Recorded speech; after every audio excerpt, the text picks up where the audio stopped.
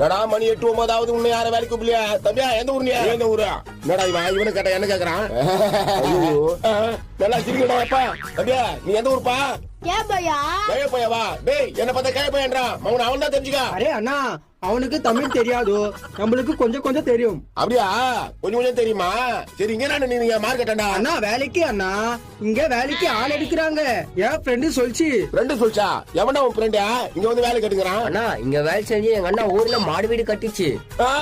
மாடி வீடு கட்டனா? ஆமாண்ணா மாடு வீடு கட்டிச்சு. அரே உனக்கு சொல்ல தெரியலப்பா. அண்ணா மாடியில மாடு வீடு கட்டிச்சு.